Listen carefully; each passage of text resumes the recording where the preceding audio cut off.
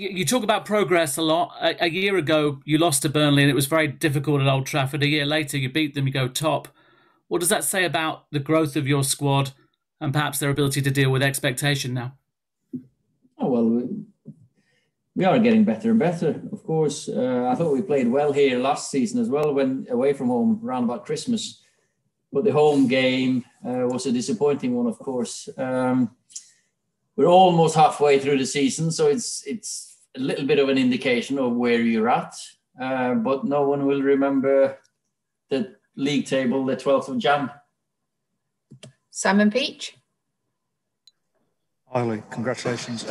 You've spoken a lot about mentality in the last few weeks and days. Your players could have got frustrated. Well, I think they did get frustrated towards the end of the first half. But they kept their composure when they were getting frustrated in the second half. And what can you say about Paul's performance? Yeah, the frustrations were there too for everyone to see. And it affected our performances. So we can't let that happen. That's... we just got to accept once in a while that decisions will go against you, and Harry's goal was a perfectly good one. So it's a decision that we shouldn't be sat here talking about. The penalty or the foul against Cavani and the red card, of course, you go back to the foul on Luke that Luke did. I've not seen it yet, so I can't really comment on that one. But half-time helped us. I thought we came out second half, played really well and deserved the win.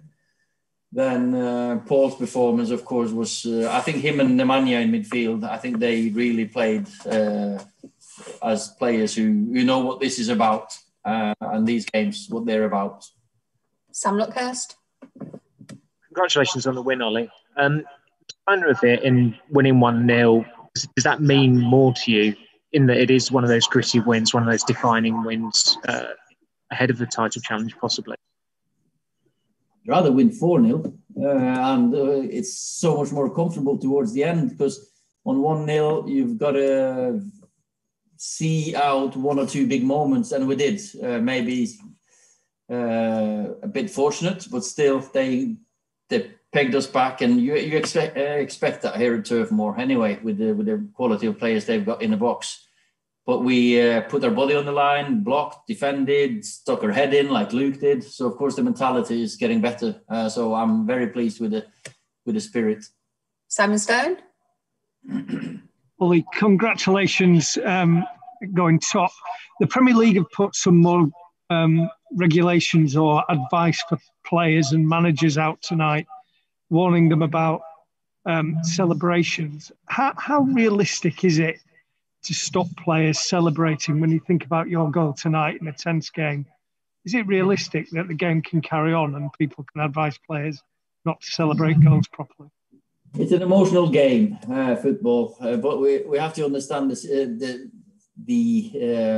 think we have to understand the players when they celebrate, but we also understand the concern nowadays for a bit of less emotions and less hugging and less.